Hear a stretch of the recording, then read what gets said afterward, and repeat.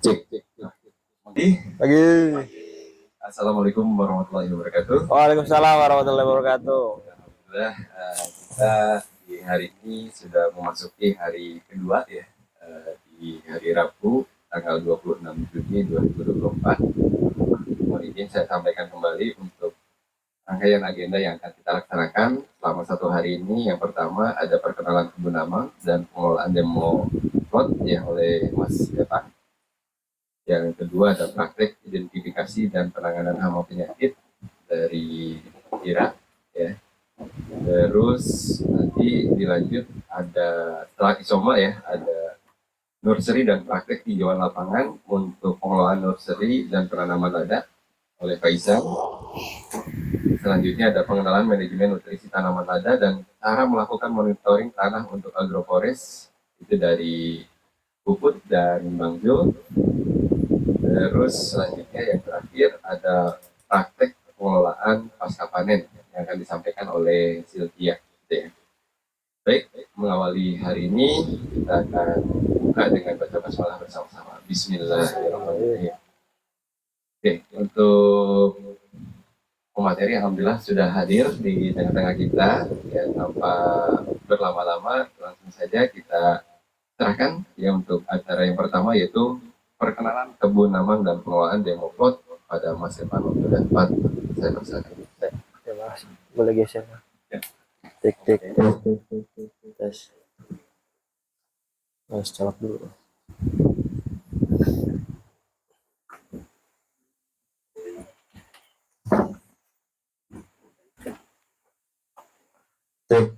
Ya, bismillahirrahmanirrahim. Assalamualaikum warahmatullahi wabarakatuh.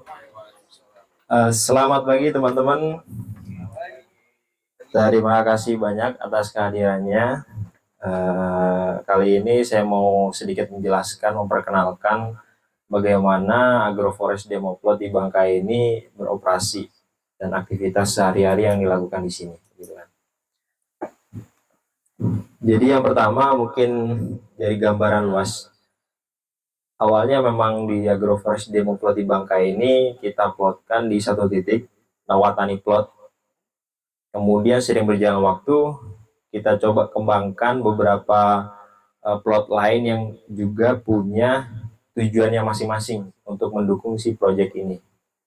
Jadi kalau total area sekarang keseluruhan itu sekitar 3,15 hektar yang terbagi menjadi 3 plot. Ada plot Watani, ada plot Spice Up, dan juga transisi. Nah, kita sekarang lokasinya berada di Saung Coklat di sini. Jadi Bapak-bapak, Ibu-ibu udah melewati di jalan ini kiri kanan ada Watani plot. Kalau dilihat itu kan ada banyak pohon-pohon selain lada, ada pisang, ada buah alpukat, ada mangga dan lain-lain. Nah, kemudian kalau di samping kiri ini kan ada Spice Up plot yang memang itu monokultur semua, gitu kan. Karena dia transisi di belakang. Nanti kalau hari kesempatan kita akan berkunjung ke sana, gitu. Nah, kalau total ladanya sendiri untuk saat ini itu ada total 3040 yang total dari 3 plot ini. Kemudian diklasifikasikan ada kalau unmature itu umurnya di bawah umur produktif, kita baru sulam karena berbagai banyak kendala seperti mati, kemudian karena serangan hama penyakit, karena cuaca, kemudian kita harus sulam setahun dia hidup terus dia mati kita sulam lagi gitu. Jumlahnya 389. Nah, kalau mature itu kita 1520 yang udah produktif, ya umur 3 tahun ke atas dia berproduksi lada terus begitu. Kemudian yang damage ini yang lumayan besar juga kita kendala di sini sekitar 1131, dia sebenarnya minor disease, cuman tetap kita masukkan ke damage karena dia pasti mempengaruhi dari vegetatif growth-nya. Jadi jumlah produksinya juga turun, nggak sesuai dengan yang sehat gitu kan. Nah, kemudian kalau tahun 2023 kemarin kita itu mencatat produksi per tahunnya hampir setengah ton, tidak terlalu banyak. Kalau kita kalkulasi produktivitasnya itu cuma 0,4 kg lada putih per pohon begitu. Kalau target kita itu pengennya bisa dapat 1 kg lada putih per pohon. Itu yang kalau kita hitung-hitung rata-rata di Bangka seperti itu. Tapi kalau kita melihat potensi si ladanya sendiri, kebanyakan kita menanam varietas petaling 1 sama nyelungkup. Itu bisa sampai 4 sampai 5 kilo kalau emang udah perawatannya bagus gitu kan. Tapi tetap semua ini kita pakainya sistem regeneratif tanpa input kimia gitu kan. Nah, lanjutnya kita breakdown satu-satu. Nah, di Watani itu terbagi jadi 2 plot. Yang bawah ini itu varietasnya petaling 1, yang atas ini nyelungkup. Didirikan tahun 2019. Dulu ada Mbak Yayang juga yang ikut serta di sini. Nah, kemudian tahun ini kita modelnya itu coba digeser sedikit. Kita pakai sistem Syntropic Agroforestry gitu. Jadi memang kita memanfaatkan tanaman-tanaman yang bisa menghasilkan biomasa lebih besar untuk mencukupi kebutuhan input di situ. Karena kita mulai tahun 2004 ini udah nggak pakai pupuk kompos lagi, meskipun kita tetap produksi kompos di sini, kita alihkan ke plot lain. Nah, di depan tujuannya memang untuk edukasi, eksperimen, dan riset ekonomi agroforestry ada di Bangka gitu. Produktivitasnya juga masih rendah, 0,33 kg wet paper per tree. Total ladanya itu ada sekitar 899 yang itu mature. Tapi kalau total keseluruhan titiknya itu ada 1250. Nah, di samping lada di Watani itu juga ada kita namanya tree line. Jadi 3 baris lada itu dihapit dengan 2 baris pohon. Nah, baris pohon itu kita isi dengan stratifikasi jenis pohon emergen, high, medium, sama low. Nah, kalau kita kalkulasi itu ada yang paling besar itu pasti otomatis ada low. Low itu kayak kita nanamnya di sini itu jenis pisang, terus rumput-rumputan. Tapi ada rencana juga kita mau masukin kopi, tapi belum. Nah, kemudian kalau medium itu buah-buah yang dia itu sebenarnya kalau stratifikasi ini itu kan berdasarkan dengan kebutuhan cahaya gitu kan. Low itu otomatis kalau dalam stratifikasi agroforestry kan dia pasti tidak butuh banyak cahaya, mungkin sekitar 20%. Nah, kemudian medium 40%. Contohnya di sini tuh jeruk-jeruk. Kita ada jeruk kunci, terus jeruk manis, begitu, jeruk pecel. Nah, kemudian di high itu sekitar 60%, itu ada pohon buah yang cukup besar kayak mangga, jambu, alpukat, begitu. Kemudian emergen ini didomasi dengan kayu-kayu, ada gaharu, ada kayu lokal di sini, pelawan, terus nyatoh, begitu kan. Nah, kalau bapak-bapak tadi masuk ke kebun sini tapi lurus gitu kan, memilih untuk lurus, itu nanti ada wisata hutan pelawan gitu kan. Di situ dibangun oleh desa sini buat mengkonservasi tanaman-tanaman pohon hutan lokal di sini gitu. Lanjut ke plot Spice Up yang di depan kita ini, luasnya itu 1,2 hektar. Kalau yang Watani tadi itu 1 hektar. Nah, modelnya di sini tuh regenerative farming. Inputnya juga masih pakai kompos dan komposti. Nah, tujuannya sekarang, walaupun sebelum-sebelumnya itu memang untuk didesain sebagai kebun produktif gitu kan. Cuman karena kita melihat di agroforest ini kebutuhan akan bibit lada itu cukup besar dan kita kesulitan untuk mencari mother tree atau indukan yang bagus, akhirnya kita coba perlahan switch ke mother tree. Jadi Spice Up itu lambat laun akan kita coba jadikan sebagai pohon indukan untuk perbanyakan vegetatif begitu. Didirikan 2018. Kemudian varietasnya cuma ada 2, petaling 1 sama nyelungkup. Produktivitasnya kalau yang kemarin itu 0,47 kg lada putih per pohon begitu. Total ladanya kalau yang udah berproduksi itu sekitar 736. Nah, kalau yang mengalami serangan hama penyakit 759. Nah, kita dasarkan pada hama dan penyakit utama aja gitu, yang berpengaruh signifikan. Kemudian plot terakhir yang paling belakang, transition plot, luasnya 0,95 hektar. Modelnya itu regenerative agroforestry. Kalau yang Spice Up tadi memang monokultur semua kan, lada semua. Kalau yang di belakang ini Dia kan didirikan 2021 tapi terbengkalai berapa lama, kemudian kita mau mulai lagi, kita coba pakai sistem regenerative agroforestry gitu kan. Inputnya masih kompos tea, tapi dalam tahap pendesainan. Ladanya udah ada, trilannya ini yang masih kosong banyak. Itu kita mau desain ulang, kita mau nanam gitu. Kemudian varietas lada yang ada di sana itu ada Merapin, Petaling 1, Nyelunkup, sama Sambung Melada. Jadi melada itu kan tanaman keluarga masih genus piper juga. Itu kita gunakan sebagai bagian bawahnya. Nah, itu biasanya tumbuh di sekitar Bangka itu cukup banyak. Biasanya di area yang basah, rawa-rawa gitu kan. Kita pakai buat bawahnya, kemudian kita sambung dengan varietas yang lada umumnya. Kenapa pakai itu? Karena ada belum ada riset yang pasti, tapi kita melihat data di lapangan itu dia lebih tahan terhadap busuk pangkal batang atau kulat malam begitu. Nah, tapi kita juga ada satu plot sendiri yang itu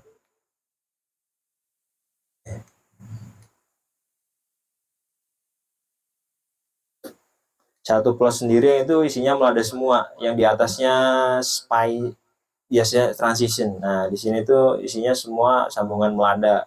Umurnya juga hampir 3 tahun, udah mulai kelihatan dia belajar buah gitu.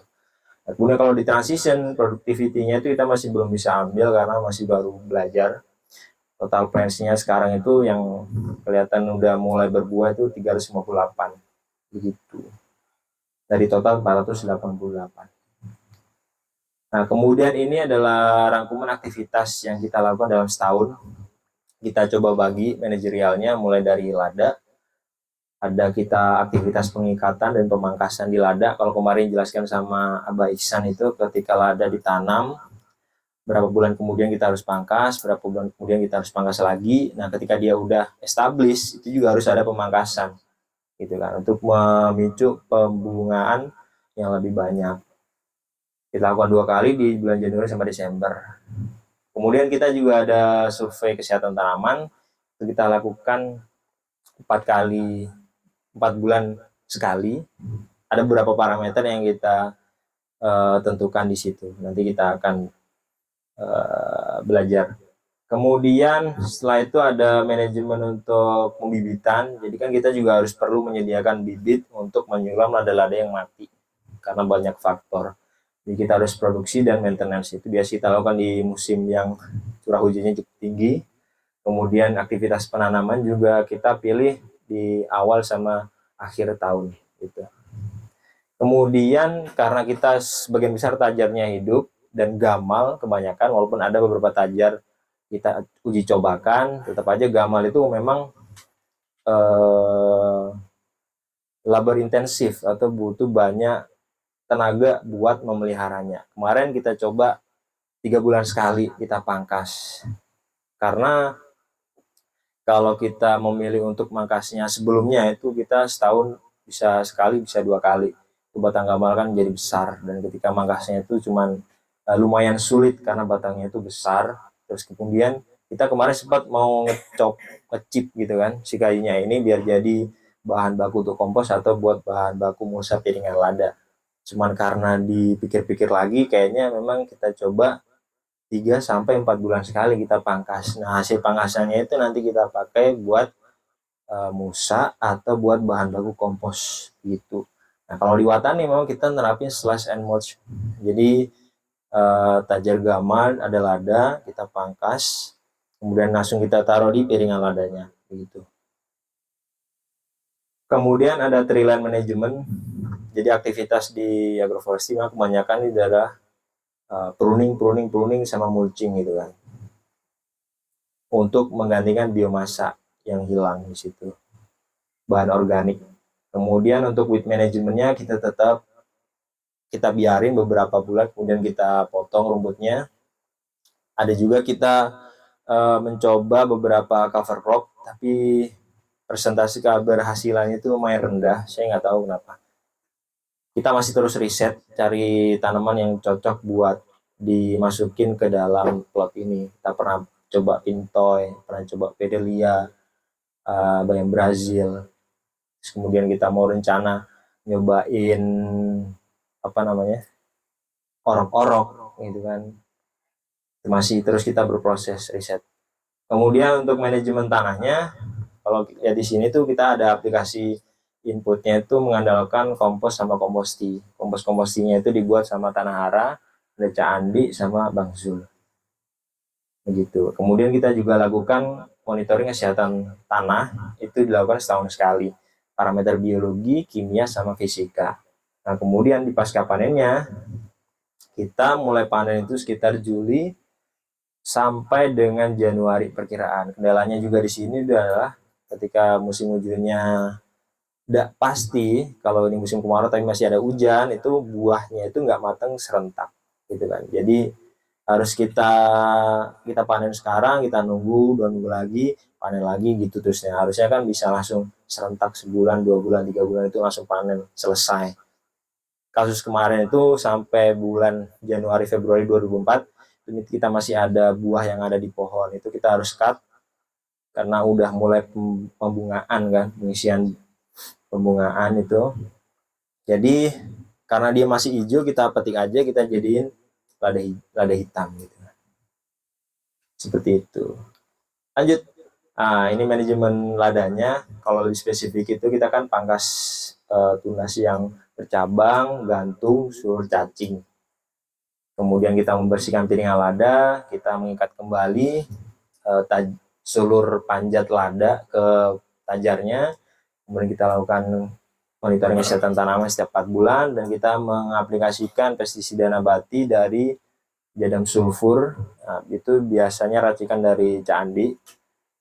Kemudian kita juga coba aplikasi ekstrak nimba sama serai wangi.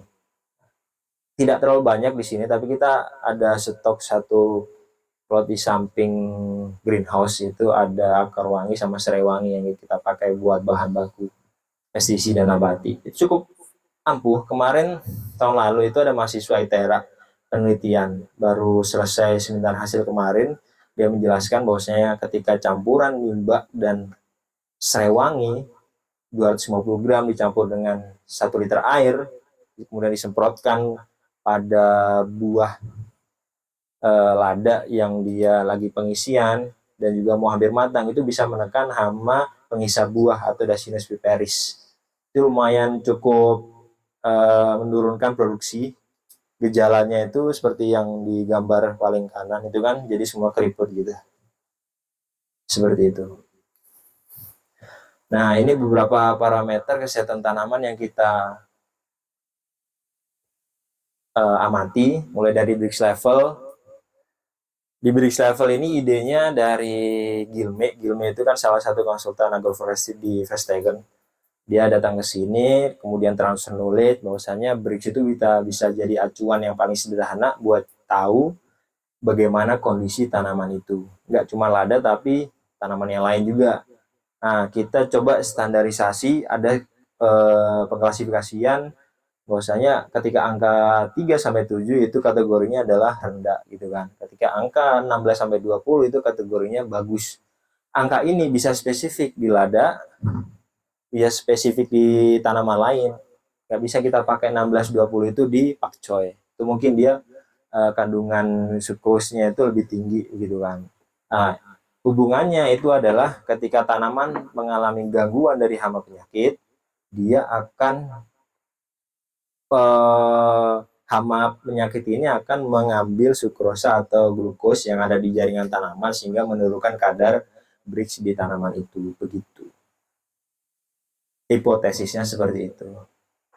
Kemudian hama penting yang kita amati itu adalah penggerek batang, Lopobaris piperis. Kita coba cari referensinya, kita dapat Kardinan 2022, ada klasifikasinya. Kita coba lakukan 4 bulan sekali survei. Terus kemudian kita terakhir itu Agustus 2023 kita ambil datanya. Bulan ini juga ada, tapi nggak saya masukin. Kemudian ada hama penghisap bunga di Conoris heweti. Kemudian ada hama penghisap bulirnya, buah, Dacinus piperis.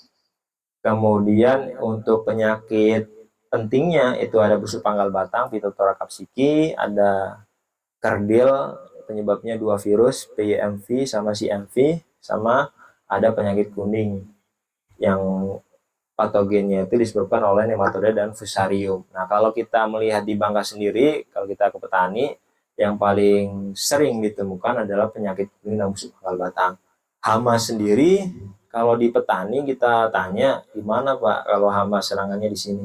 Tidak terlalu berpengaruh signifikan. Mereka pasti lebih aware atau lebih memperhatikan tanaman yang tiba-tiba dalam semalam layu kuning gitu. Itu yang menjadi persoalan kenapa petani di sini udah mulai nggak semangat lagi nanam lada gitu, karena baru ditanam umur berapa bulan tiba-tiba udah busuk, udah kuning kering gitu, seperti itu. Kemudian kita juga mengambil data survival rate, tinggi ladanya, kemudian diameter ladanya, begitu kita kalkulasikan.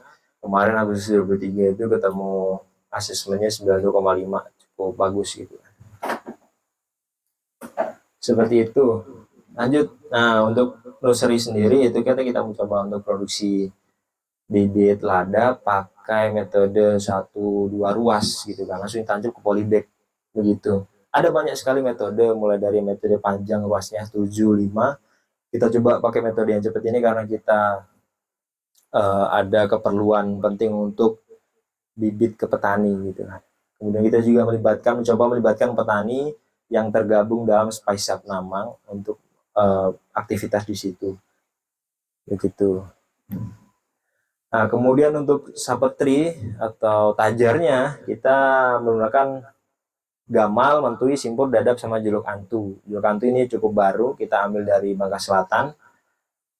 Pangkasnya itu 3 meter di atas permukaan tanah, setiap 3-4 bulan sekali. Kadang-kadang kita juga sisakan dia 1 tunas pucuk untuk sebagai naungan. Kemudian hasil pangkasan itu kita pakai buat pemulsaan di bawah jaringannya begitu. Nah, kemudian kita juga kemarin coba bertanya-tanya sebenarnya tajar yang bagus itu kayak apa sih, memenuhi syarat apa aja. Nah, kita dapatnya yang pertama itu dia yang muda dan tumbuh cepat untuk memberikan naungan, apalagi bibit yang baru kita tanam. Biasanya petani di sini di Bangka itu kan kalau mau nanam lada itu pasti harus ditutup, tutupnya bisa pakai resam atau paku-pakuan begitu. Nah, ketika kita memilih tajar yang dia cukup cepat tumbuhnya itu dan juga rimbun, itu bisa juga kita pakai buat naungan. Kemudian yang kedua itu adalah dia itu harus bisa tahan terhadap pemangkasan yang berat gitu kan. Kadang tanaman ketika dipangkas tiba-tiba mendadak gitu kan di musim hujan, dia nggak kuat menahan luka di atas pucuknya itu karena udah habis semua batang kayu daunnya, dia langsung mati.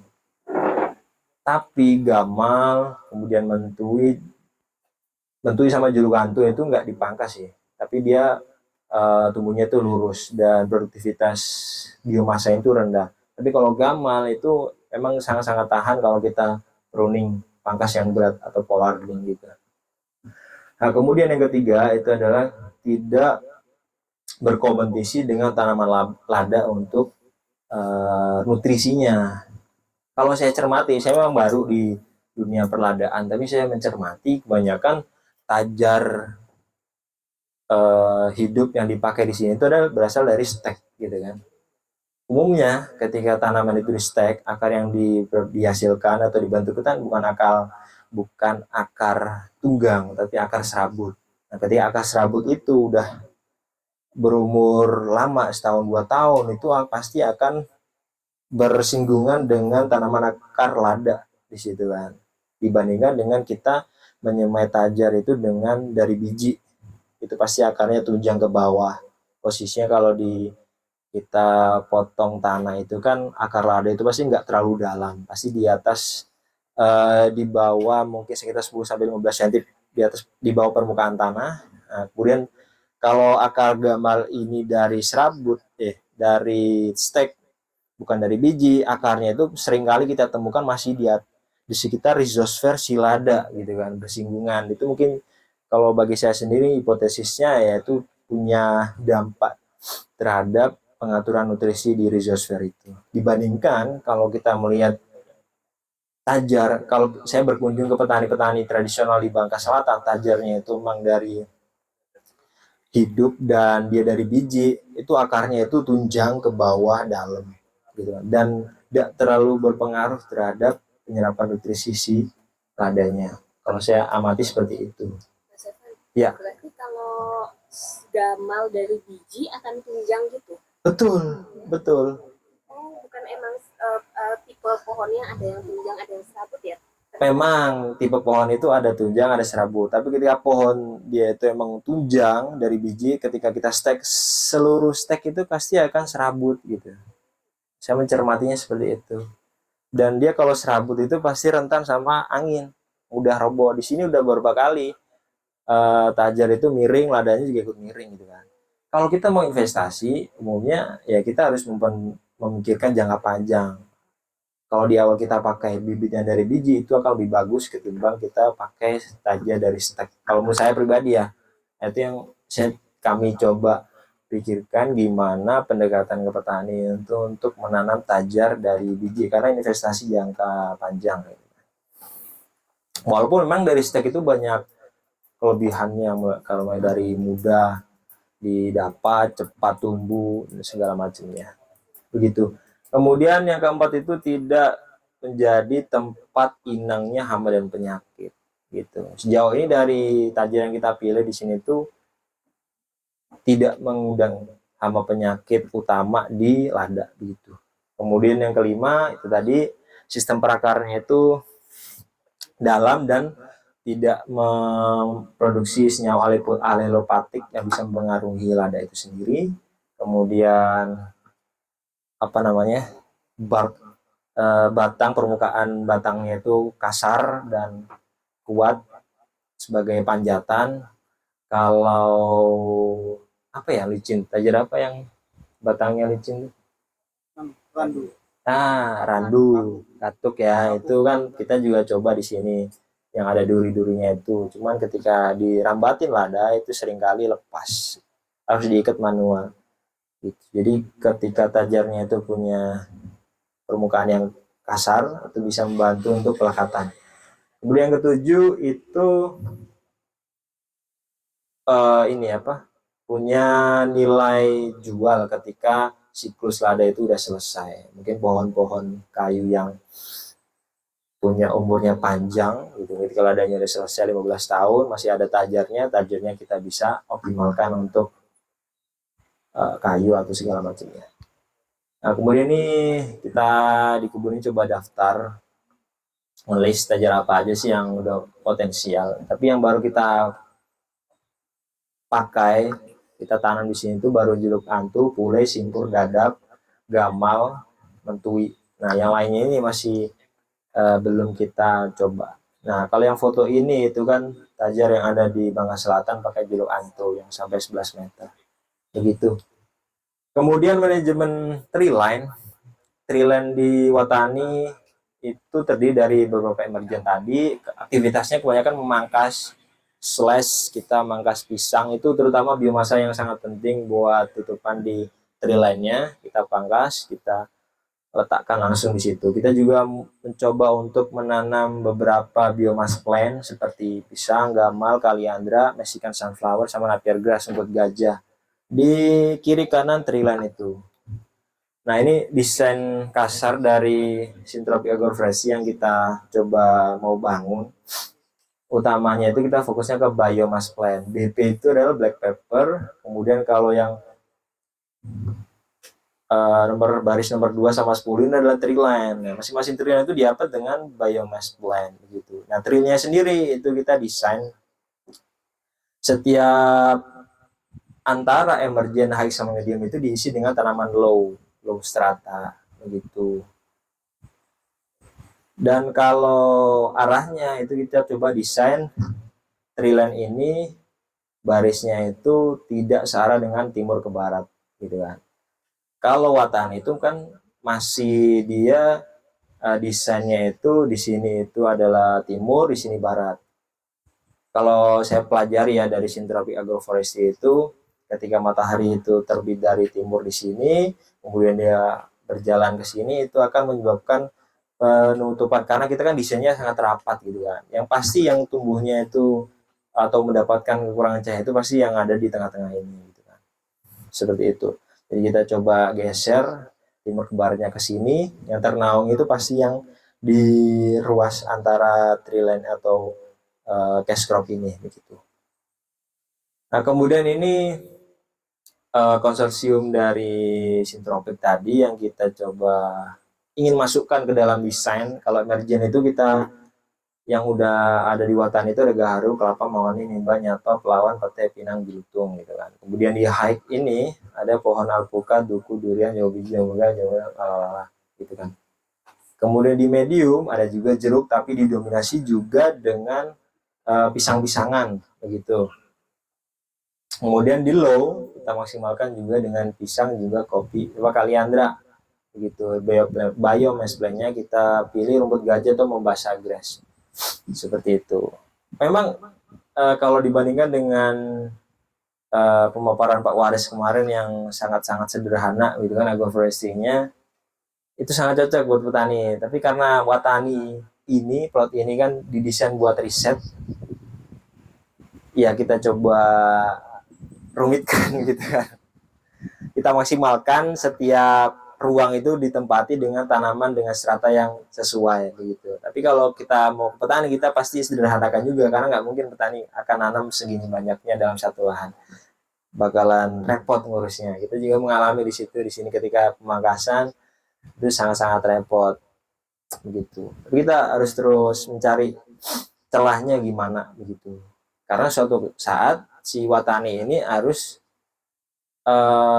minim intervensi atau minim perawatan, dia bisa tumbuh sendiri. Nah, kalau dalam sintropik itu ada kita suksesi gitu kan.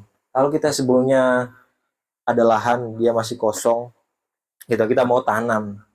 Kalau di pemahaman kami itu kita tidak langsung tanam tanaman yang membutuhkan nutrisi yang banyak gitu kan. Kayak pepaya, kayak alpukat, jambu gitu kan. Tapi kita coba tanam tanaman yang dia itu mengakumulasi nutrisi, memperbaiki tanah. Ada beberapa tanaman pohon yang bisa kita pakai untuk memperbaiki tanah dulu gitu kan. Mengumpulkan biomasa, di situ kita taruh, selang beberapa bulan baru kita introduksi tanaman buah tadi, begitu. Seperti itu. Nah, kemudian untuk manajemen gulmanya sendiri kita pangkas 3-4 bulan sekali. Kemarin kita juga coba untuk tanam beberapa cover crop yang tahunan atau semusim, ada wadelia, pintoy, orok-orok sama kacang kedelai gitu kan. Nah, kemarin ini penelitian anak-anak di sini buat melihat keanekaragaman si gulma yang ada di sini begitu.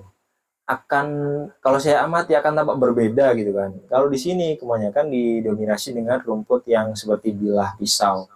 Tapi kalau kita mau ke area yang jauh ke sana dekat hutan karet itu pasti rumputnya didominasi dengan gulma yang daunnya cukup lebar dan babadotan bunga putih gitu. Kalau saya lihat-lihat lagi emang kalau pH tanahnya juga berbeda gitu kan. Itu juga mempengaruhi. Yang apanya? Antara yang rumput pisau itu sama yang bunga putih. Ya pH-nya pH tanah di sini lumayan asam. Kalau di sana itu nggak terlalu asam gitu. Ini yang saya cukup kaget gitu ya. Ada salah satu petani yang cerita ke saya gitu kan. Dia itu emang mau nggak lagi nerapin semprot obat rumput gitu kan. Tapi dia amatin di sini gulmanya jenisnya beda dibandingkan di sini gitu kan. Ketika dia dicek pH-nya ternyata pH-nya berbeda gitu ya. Ya ada korelasi di situ. Dan kalau kita mau pelajari lebih lanjut kandungan unsur hara dalam tanah itu juga bisa menjadi indikator dari gulma yang tumbuh di situ gitu. Ini mungkin ya hipotesis aja. Kalau jenis gulma ini tumbuh di sini, wah ini kita udah kelihatan nih pH-nya sekian, unsur haranya dominan ini gitu kan. Nah itu kita masih belum ada data itu, begitu.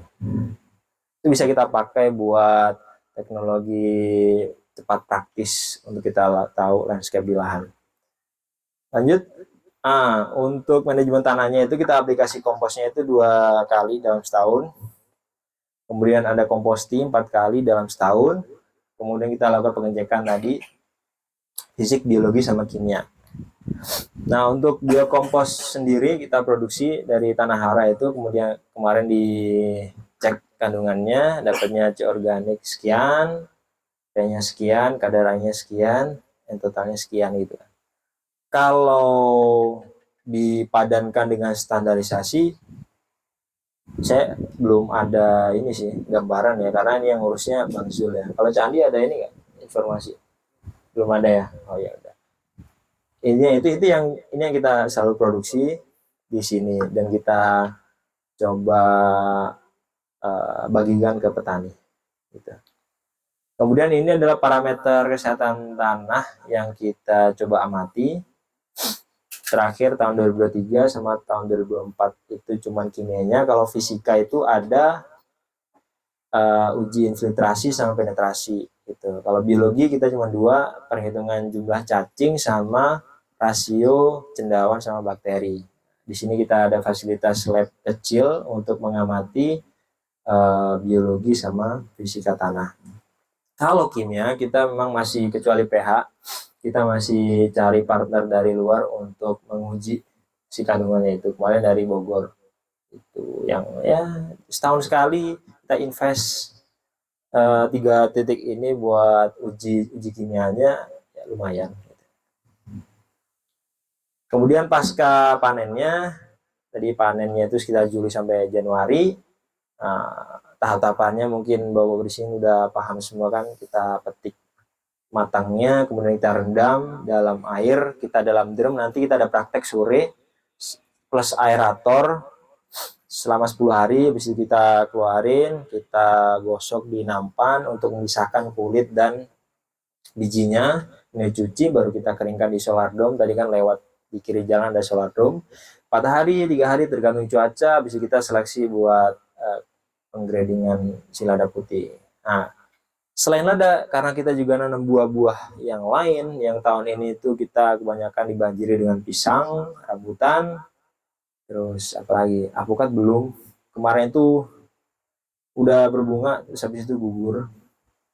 Kemudian ada murbei, nah itu kita sama nanas, kita coba olah untuk jadi menu olahan di sini, seperti ada jam, sirup, bread, sama kombucha gitu kan. Kenapa kita melakukan itu? Karena pasca panen ini kan penting untuk meningkatkan nilai jual gitu kan. Walaupun memang masih jauh ya kalau kita mau fokus ke sana, tapi minimal kita udah tahu nih cara mengolahnya dengan cost yang nggak besar dan dengan sederhana ya gitu kan. Kalau Pak Wari sendiri kan kemarin saya lihatnya itu langsung berpacu pada nilai jual yang segar gitu kan Pak ya, dari segala jenis macam tanaman pohon yang dihasilkan di situ. Begitu. Karena memang plot ini itu buat riset, buat edukasi, kita harus kumpulin data terus nih, dan suatu waktu itu bisa kita pakai. Nah, kemudian asesmen. 3 plot ini itu kita coba nilai dengan beberapa platform yang gratis. Salah satunya ini FSA yang dikerjakan oleh SAI Platform Farm Sustainability Assessment gitu. Ini open source, bisa dipakai oleh siapapun, cuma daftar aja, nanti kita ngisinya itu di webnya. Ada kalau saya tidak 3 parameter utama, planet, people, sama profitability. Nah, di situ dijabarkan segala macam pertanyaan yang kita tinggal isi aja. Ada 120 lebih. Nanti outputnya itu ada klasifikasi dari golden, silver, sama bronze. Bahkan ada juga yang not bronze gitu kan. Gitu. Nah, itu kita bisa klaim di dalam aplikasi itu untuk sebagai kayak label lah. Plot ini itu udah, kalau melalui FSA itu udah gold atau udah silver dan segala macamnya gitu. Kemudian yang kedua asesmen itu adalah kita kemarin dianjurkan pakai ini, dirancang oleh Gilmi sendiri, konsultan agroforestry, Vestager Regenerative Agriculture Program (FRAP). Itu platformnya masih Excel, kita isi di situ data, kemudian kita isi juga beberapa parameter yang terkait dengan kondisi di kebun, di lapang, sama kondisi yang ada di luar lapang gitu.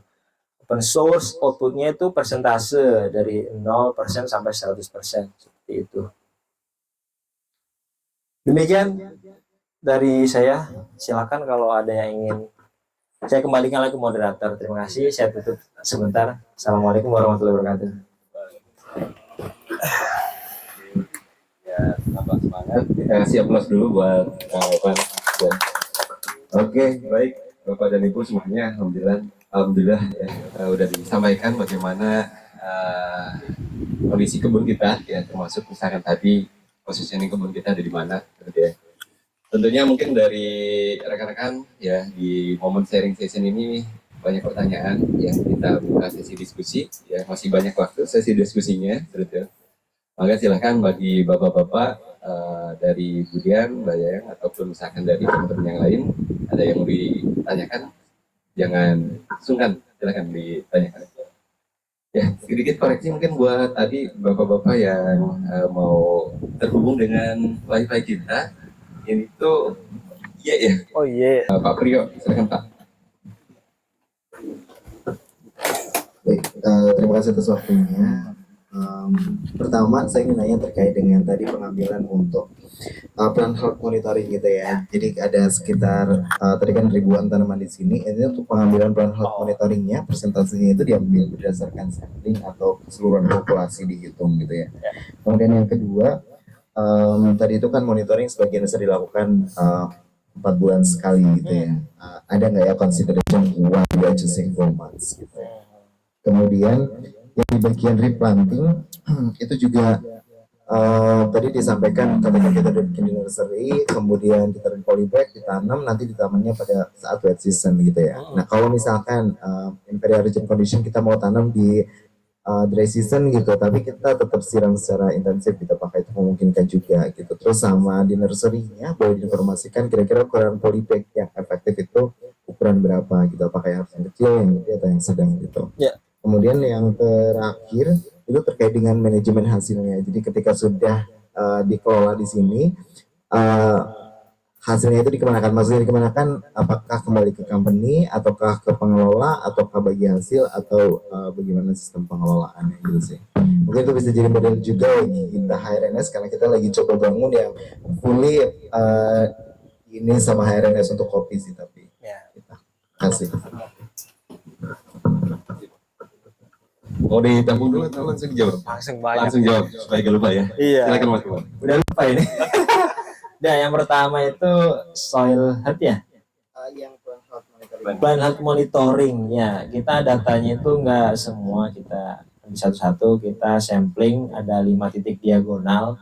Dan masing-masing titik itu kita coba ambil sekitar 2-3 tanaman. Dan itu akan berbeda ketika kita mau ngambil bricks, itu pasti ada metodenya sendiri. Kita minimal ambil 10 daun di satu pohon. Nah, satu titik sampling itu kan ada 2, jadi 20 kali 5 berarti 100 gitu kan. Kayak gitu. Nah, ada metodenya sendiri, bricks kita pakai alat Brixmeter digital itu, tapi kendalanya daun lada ini kan cukup keras. Ketika kita mau ambil cairannya itu akan sulit. Jadi kita coba dibekukan dulu 1-2 hari untuk menggunakan jaringannya. Kemudian kita keras pakai garlic press, cairannya keluar, kita ambil, kita teteskan ke kaca pembaca di Brixmeternya, begitu. Nanti keluar hasilnya. Itu yang untuk Brix. Kalau yang hama penyakit itu akan berbeda juga, tapi tetap sampling semua. Kalau yang hama ini kita lebih melihatnya sambil jalan gitu kan. Kemarin kita coba pakai perangkap jaring tuh, jaring serangga, kita sambil jalan itu coba kita tangkap berapa hasil tangkapannya, itu kita dapatnya nanti jumlah populasinya gitu kan. Kalau kita kaitkan dengan serangannya itu bisa aja tergantung hamanya tadi. Kalau penghisap buah atau penggeret batang itu kan kita kunjungi tanaman itu, kita amati gejalanya, ternyata ada nih buah yang itu mengkerut. Nah itu kita akan ambil sampling berapa banyak malah yang kita atau bulir buah yang kita ambil. Nah kalau bisa Mas Pri tertarik, nanti kita bisa open source juga untuk metode-metode yang biasa kita lakukan di sini untuk pengamatan kesehatan tanamannya. begitu. Kemudian yang kedua tadi 4 bulan ya, itu pedomannya dari kita lihat siklus lada di sini kan, mulai dari dia inisiasi pembungaan, kemudian sampai apa namanya, bentar saya tampilin ini aja, saya ada datanya. Kita melihat dari data klimatologi, kita cuma ngajunya dari Bandara Depati Amir, tapi kalau saya melihat cuaca di Bangka ini cukup berbeda ya. Ketika kita perjalanan dari bandara menuju ke sini, hujannya itu nggak rata. Di sana hujan, di sini nggak hujan. Bahkan di kampung itu aja, kadang kalau hujan deras, di sini tuh nggak hujan. Jadi emang sarannya itu kita harus punya stasiun klimatologi yang sederhana buat mereka berbagai macam parameter iklim. Itu sangat membantu kita untuk menentukan kapan mau melakukan survei monitoring. Nah, kemarin saya dasarkan dengan cuaca iklim tadi, sama kita dapat data fase pertumbuhan dari lada itu dari sumbernya itu kalau nggak salah dari Vietnam, tapi nggak official publikasi ilmiah, cuma di web lembaganya gitu kan. Jadi kalau kita lihat fasenya itu kan bulan Februari April itu kan pembesaran batang dan juga pembentukan buah, kemudian pertumbuhan buah, maturasi kematangan, pemanenan, nah, kemudian Oktober November itu cekaman air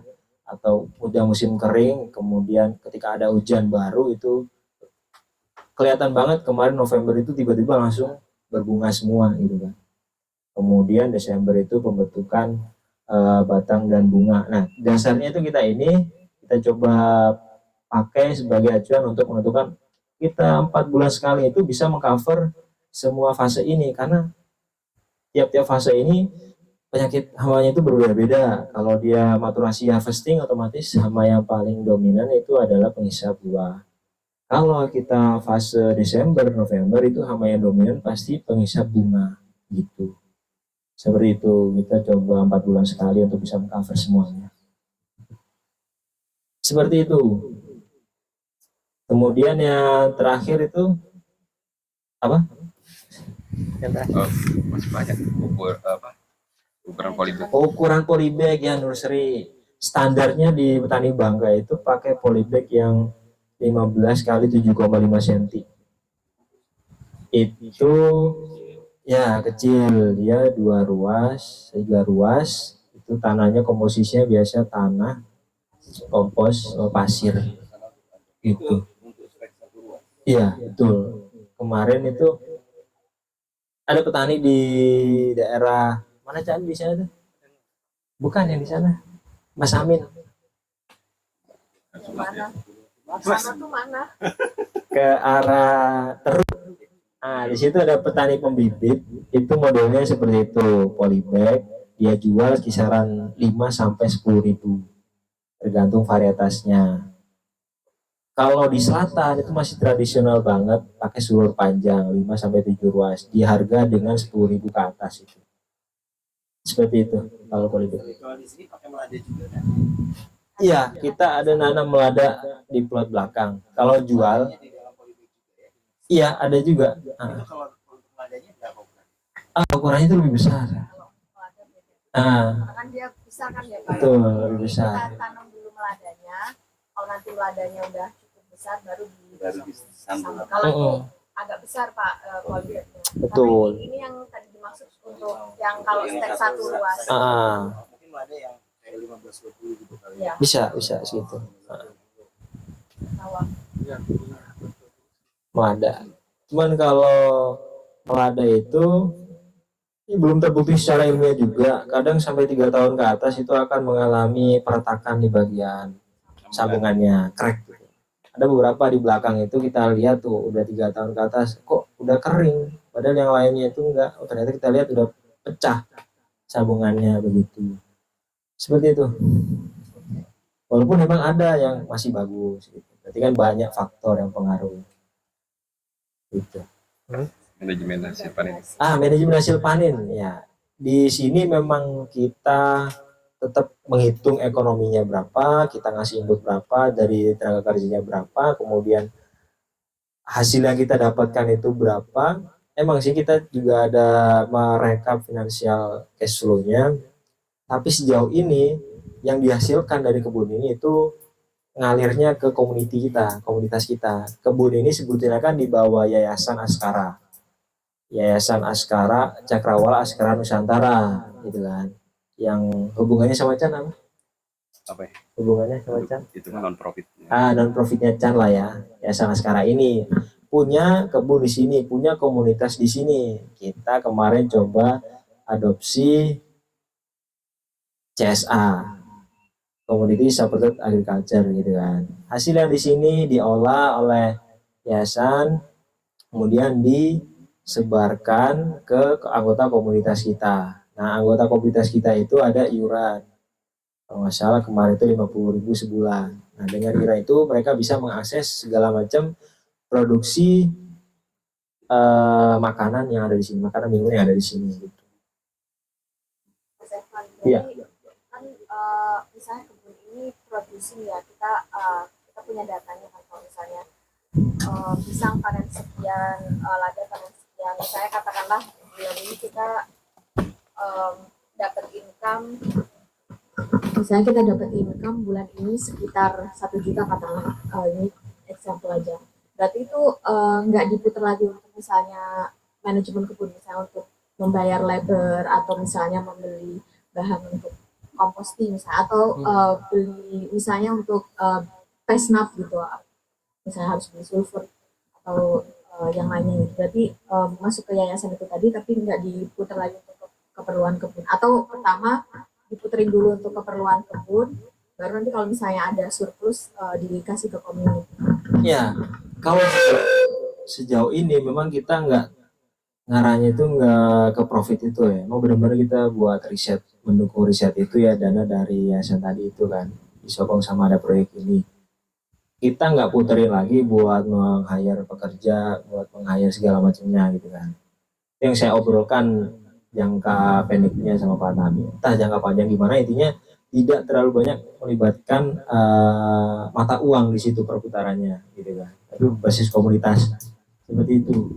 Ya memang kita kebutuhannya untuk aktivitas, apalagi sokongan listrik kita nggak bisa off grid gitu kan, itu tetap juga butuh income. Tapi lada emang fokus ke ini dulu gudang diekspor gitu. Tapi untuk yang buah-buah tadi kebanyakan kita olah, kita sediakan buat komunitas di sini gitu. Nah, yang iuran tadi itu kan ya buat mengganti barang-barang yang mereka konsumsi gitu kan, seperti itu gitu. Oke, berarti ada dari yayasan berarti ada support untuk manajemen kebun atau enggak? Kalau saat ini belum ada, kecuali yang di bagian dapur itu masih dari yayasan. Tapi kalau dari kebun operasional itu kita masih dapat funding dari agroforest gitu, seperti itu. Berarti belum close loop ya, yang belum. Income yang diterima dari yang kita peroleh dari kebun balik lagi ke kebun. Belum. Saya sih masih justru berharap ada satu lagi teman kita itu namanya Mbak Cahaya, cuma berangan hadir yang bisa menjelaskan lebih rinci terkait model finansial yang ada di sini gitu. Gitu. Ya, Mas. Jadi melanjutkan dari yang tadi, untuk tadi kan salah satu peruntukannya adalah untuk ekonomi research gitu ya. Berarti indikator yang nantinya digunakan untuk ekonomi research itu yang seperti apa bentuknya? Maksudnya kalau kita bikin demo berarti kita itu sebagai sebuah indikator gitu ya gambarannya. Petani melakukan itu, menanam sekian, hasilnya sekian, bisa hidup dengan seperti ini atau enggak, under atau enggak gitu kan.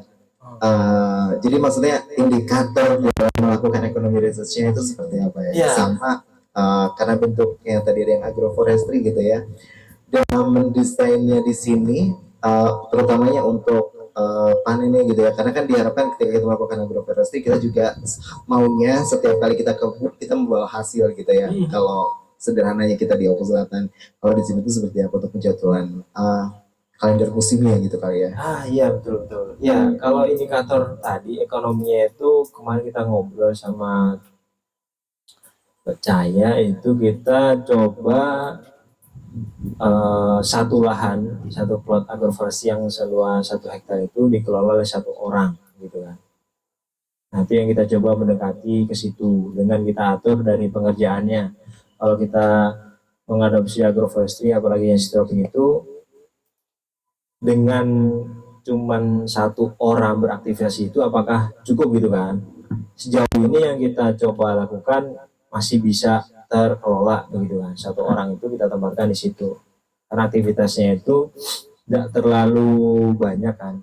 Kecuali di awal. Di awal itu kan pasti ada penanaman segala macam gitu. Kalau indikator-indikator lainnya otomatis ya dari segi pengeluaran pemasukan itu kan. Kita mencoba untuk menekan di inputnya.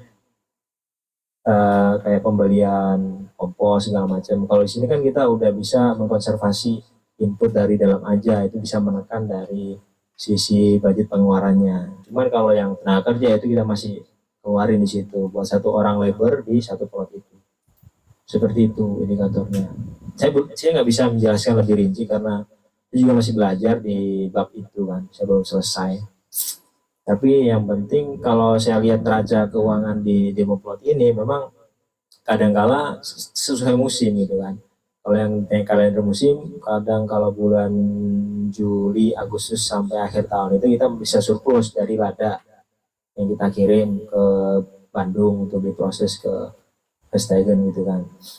Kalau di luar musim itu kadang-kadang kita masih minus gitu kan. Walaupun ada beberapa yang sepanjang tahun kayak pisang gitu kan, selalu ada sepanjang tahun itu. Nah, kalender yang dimaksud kemarin kayak Pak Waris itu kita sebetulnya juga ada sebagai patokan buat, tapi kita tidak belum melihatnya untuk dimasukkan ke model finansialnya seperti ini kan, kayak ada buka tuku segala macamnya gitu kan. Nah, kondisinya di Watani sekarang itu meskipun umurnya udah 5 tahun, buah yang kita tanam dia udah gede, cuman memang belum menunjukkan waktu dia berbuah produktif gitu ya. Kayak masih belajar gitu. Kita juga masih cari tahu penyebabnya kenapa, apa kurang nutrisi atau kurang cahaya atau segala macamnya. Ada beberapa juga komoditas yang kita belum bisa menjamah untuk pengelolaannya kayak jagung mete.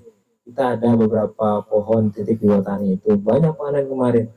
Cuman ya itu ngalirnya masih ke komunitas kita gitu kan dalam bentuk kering gitu. Seperti itu indikatornya. Nanti mungkin akan bagusnya diskusi lebih lanjut dengan Mbak Akcaya yang bagian modeling finansialnya gitu kan. Gitu. Seperti itu.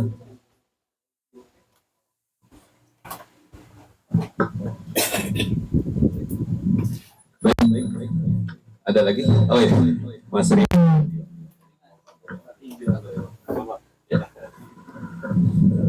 Selamat siang Mas Evan. Ya, siang Mas. Sebenarnya yang saya tanya itu sederhana sih. Ya. Terkait dengan apa yang ada kebun lahan yang ada di Tanggamus ya. Jadi yang pertama itu begini sih.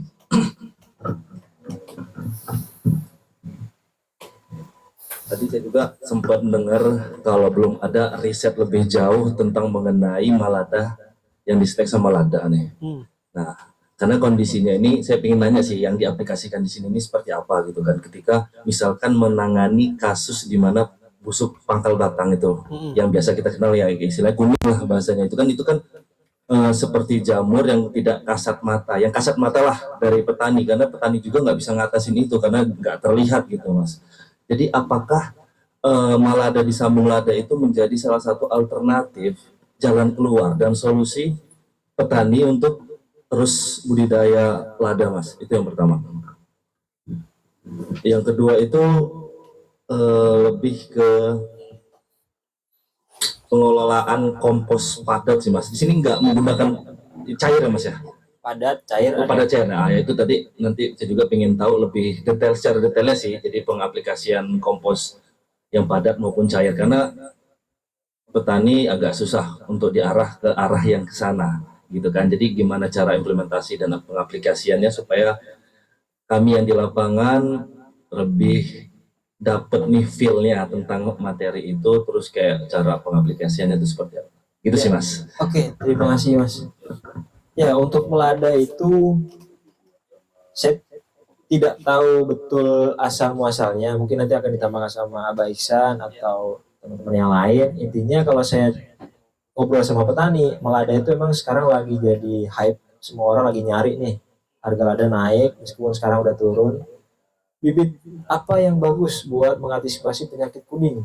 Coba melada Pak, sambung melada. Kemarin ada petani di Jelutung, desa sebelah, dia kesini cuman buat ngambil setek melada 2 karung gitu kan.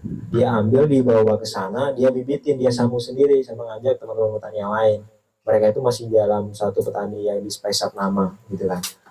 Kalau riset lebih lanjut, saya belum dapat, apalagi yang ilmiah begitu kan. Tapi yang saya melihat pengamatan di plot yang belakang itu ada, nanti kita bisa cek bareng-bareng. Kita bisa lihat di situ kejadian penyakit kuning atau busuk pangkal batang itu lebih rendah ketimbang di monokultur ini. Gitu. Hipotesisnya itu kan ya karena melada itu asalnya kan dari tempat-tempat yang basah gitu kan. Nah, sedangkan si patogennya ini busuk pangkal batang itu kan dia suka di iklim yang basah tadi itu gitu lah. Nah, ketika ketemu sama melada yang tahan si iklim itu, dia nggak bisa masuk gitu cendawannya. Seperti itu kalau yang dari melada. Tapi mungkin ada tambahan dari teman-teman yang di belakang, silakan terkait melada. Ya, jadi untuk melada ini sendiri, karena saya udah pernah juga ke Kalimantan, dan di Kalimantan itu memang gambut, di bawahnya memang di lada itu ditanam di area ya berair, rawa-rawa ya gambut, dan memang dia tuh kalau kita udah pernah lihat meladanya kan kalau yang gede akarnya kan kayak bakau, dan memang dia dari pengalaman kita beberapa tahun ini, dia tuh lebih rentan ketika kering. Kalau kering dia cepat matinya. Jadi kalau dia di tempat basah dia malah survive gitu. Jadi tapi kalau udah gede si akarnya itu aman, asalkan tanahnya nggak kering-kering banget dan tanahnya nggak panas. Jadi makanya kita menganjurkan petani itu jangan sampai rumputnya itu benar-benar gundul untuk ketika dia tanam melada. Jadi melada ini memang solusi untuk ini untuk spesifik doktora itu udah terbukti, insya Allah. Maksudnya kita sendiri pun ngebuktiin di sini survival rate-nya itu di atas 90% lebih. Jadi dibandingkan ini memang, jadi kita harus fair juga ngomongnya tuh, jangan kita kan sekarang lagi ngomongin tentang kematian lada nih. Jangan dulu misalnya merembet ke produktivitasnya nanti. Enggak, kadang-kadang gini, masalah di petani itu ketika udah selesai satu masalah dan mereka udah nggak ngeliat masalah lain, mereka ngaduin masalah, nah ini kok si melada ini nggak gini, nggak gitu, nggak gini. Kebayang kan? Jadi ketika untuk kita ngomongin survival rate, itu melada itu proven sebenarnya, insya Allah. Jadi untuk di beberapa daerah pun sudah kita liatin, dan melada ini lebih cepat lebih cepat berbuahnya daripada kalau kita lada biasa gitu. Jadi kalau itu kayaknya saya juga nggak tahu ya. Pokoknya yang saya tahu melada tuh bentuknya gitu, ada buahnya begitu, akarnya begitu, paling ya itu. Ya, sekalian mungkin untuk masalah input tadi, teknisnya itu sebetulnya semua di aktivitas di Tanah Hara oleh Bang Zul. Ya, jadi pertanyaan yang input tadi gimana? Maksudnya kompos padat sama kompos cair?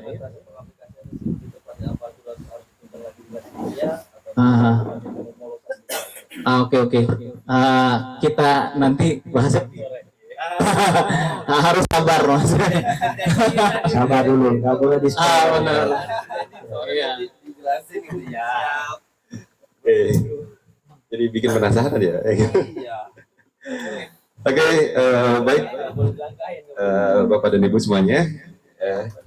Ada lagi barangkali ada yang mau disampaikan? Oh ya, boleh Pak Waris.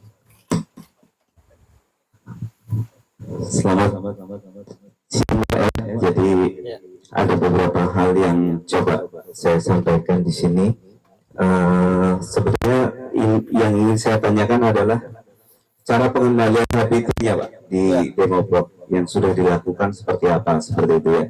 Karena di Oku Selatan kita juga punya Demoblok, Demoblok kopi dan tapi di antara kopi itu ada juga tanaman lada.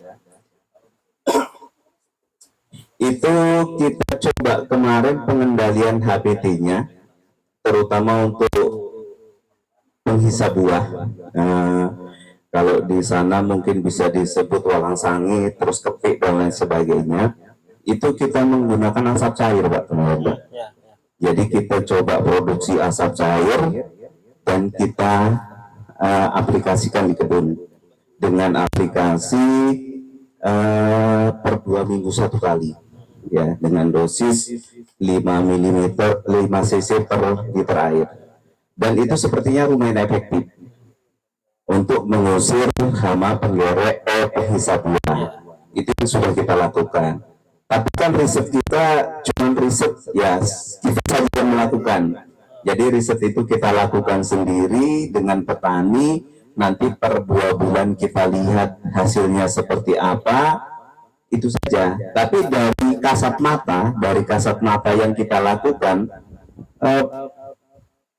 penurunan dari hamanya itu sangat luar biasa, ya.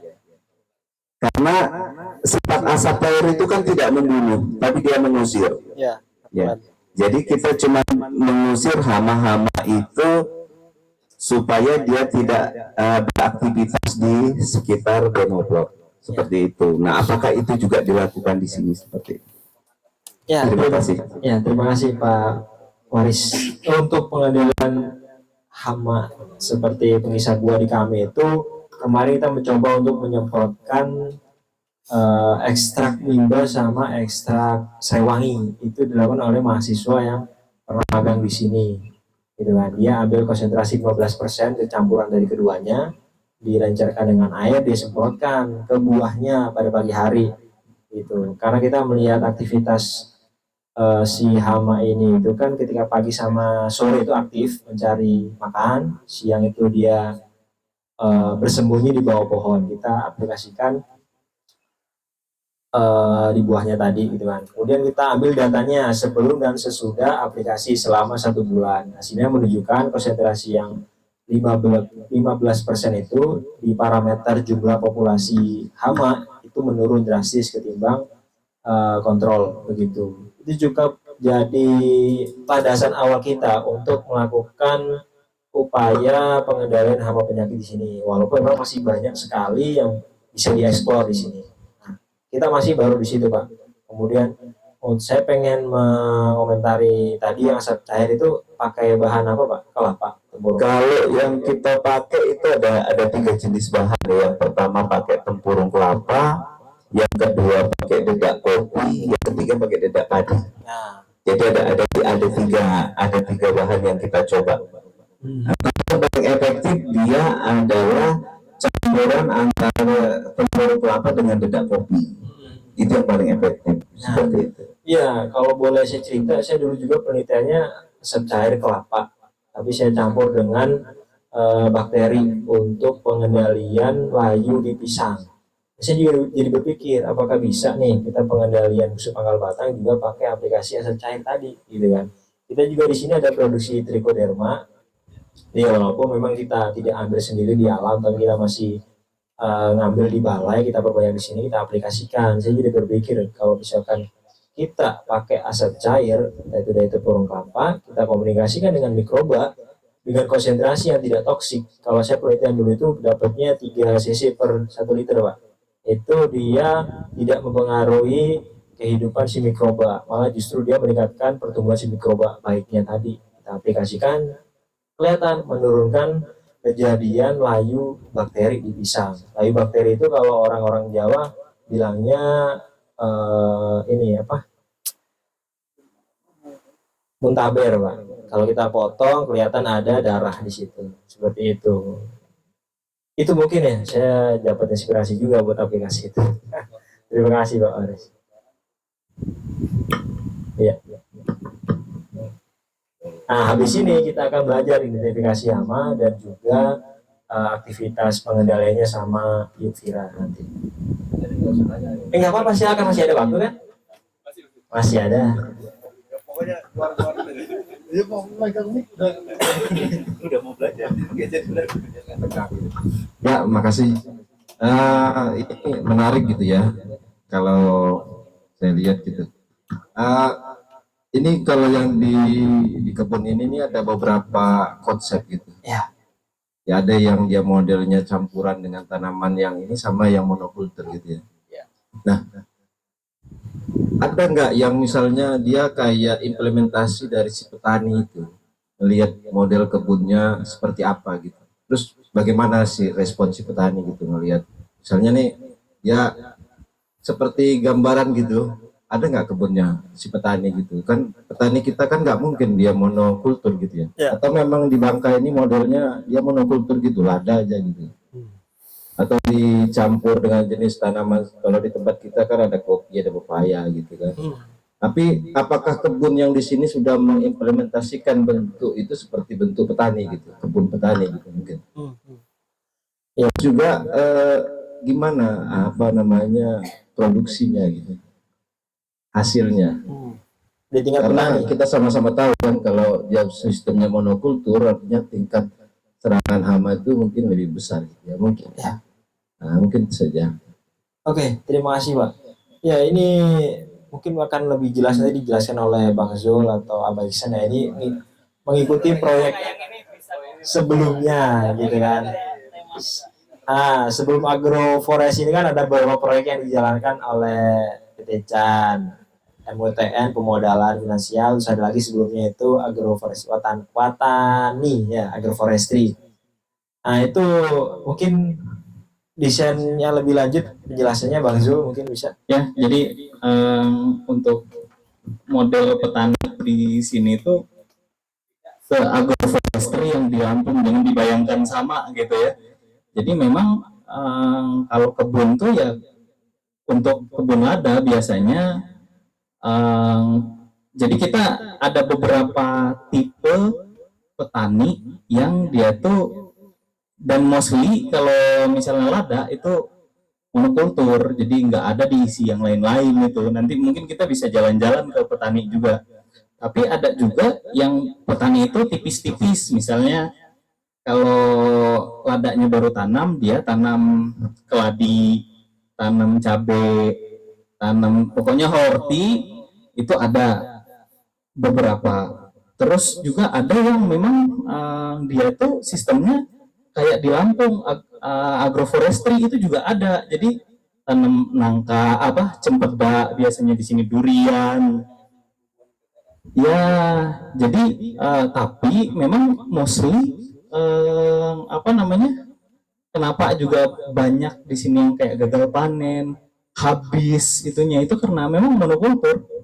Dan tajarnya itu nggak kayak di Lampung yang hidup tinggi gitu. Karena di sini tuh bukan beton, kayu keras, kayu mati. Nah, itu yang juga kalau menurut saya membuat si kosnya itu jadi gede, karena kayu itu yang mahal sebenarnya. Jadi harga kayunya bisa lebih mahal daripada harga bibit ladanya. Nah, gitu sih sebenarnya. Mungkin Pak Isan mau nambahin? Kalau saya ingin ngebuka cakrawalanya malah sejarah, bukan ke teknik malah. Jadi membandingkan lada hitam dengan lada putih Bangka dan lada hitam Lampung, itu sebenarnya kalau di ditarik garis ke belakang ke zaman malah sebelum VOC lah, zaman kerajaan gitu ya. Kan ceritanya gini nih, orang Lampung tahu nggak? Sebetulnya lada hitam lada putih Bangka itu dan lada hitam Lampung itu sejarahnya kan antara kerajaan Hewati itu adalah. Maka pola pengembangan lada putih jadi putih dan tajarnya pakai tajar mati yang kayak gitu di Bangka itu sebetulnya Bangka ini adalah polanya pola industri lada. Dan Lampung menanam ladanya adalah cara kerajaan Banten sebetulnya. Itu kan ceritanya. Banten punya daerah jajahan Lampung, bukan jajahan lah, daerah kota Lampung, kekuasaan di Lampung, dan menanam lada. Dan tidak diolah karena rakyat. Kalau di Bangka, dari awal saja menanam lada itu sudah terorganisir. Ada pekerja. Kalau lihat di Bangka itu orang-orang Cina gitu. Kalau kita kan di Jawa di mana susah lihat orang Cina miskin kan. Kalau di sini susah lihat orang Cina kaya karena kuli pun tukang tarik pun orang Cina di sini. Karena mereka itu awalnya buruh tambang oleh para raja gitu ya, para penguasa, dan kemudian beralih menjadi buruh lada. Maka pola tanamnya di Bangka ini pasti monokultur, pasti menggunakan modal yang kuat, juga menggunakan junjung mati. Nah, di Lampung lebih alami. Saya sebetulnya lebih senang di Lampung. Lebih agroforesti, karena itu dikembangkan oleh rakyat dulunya. Nah, kesini zaman kemerdekaan Orde Baru dikembangkan oleh para transmigran, gitu ya, kayak gitulah. Jadi sampai sekarang budaya itu melekat. Bangka dan Lampung itu kayak kakak beradik, tapi dua-duanya punya pola tanam yang berbeda dan pola masalah lada berbeda. Biasanya budaya hitam, putih ya gitu. Kemarin ya ngomong putih karena di sini banyak Cina, jadi putih. mungkin ya ada seperti itu. Dan kemudian ya tadi kalau masalah penyakit ya sama. Misalkan kalau dalam perkembangan ke sini kan lada-lada yang sangat lada-lada yang asli daerah itu kan sebetulnya Bangka yang punya, tapi kemudian dikembangkan di Lampung, malah dibawa ke Bogor, dikembangkan lagi, kemudian disebar lagi ke entah ke Kalimantan, ke Sulawesi. Nama-namanya juga kan itu sudah jelas tuh, Lampung, daun lebar itu varietas ya, Lampung daun kecil, petaling, merapen, nyelungkup, natar itu tuh udah mencirikan kalau sekarang istilahnya indikasi geografis ya dari sana aslinya. Seperti itu lah kira-kira. Lalu masalah penyakit. Apakah agroforestry nggak ada penyakit? Ada juga, tapi dia punya pengendalinya alami. Kalau di sini ya dikendalikan oleh pestisida sintetis yang kemudian lebih mahal. Jadi Bang Jul benar, kita sudah cek ke pupuk, ke mana, udah bertahun-tahun kita lakukan studi itu, ya jadinya lebih mahal di sini. Kos produksinya lebih mahal dibandingkan dengan cara pola di Lampung. Malah saya pernah bilang ke petani-petani Lampung itu bahwa sebetulnya petani yang paling cocok itu ya cara bercocok tanam di Lampung. Cuma nanti di pasca panennya bisa dirubah enggak gitu kan. Bagaimana kalau kita bisa diversifikasi dari hitam juga menjadi ini. Itu juga kan kalau merubah pola pasca panen juga akan sangat lama kan susah seperti itu. Itulah kira-kira Bapak-bapak. Makasih, Pak. Oke, baik. Baik rekan-rekan, karena waktu juga ya sudah sampai ya di sesi pertama ini.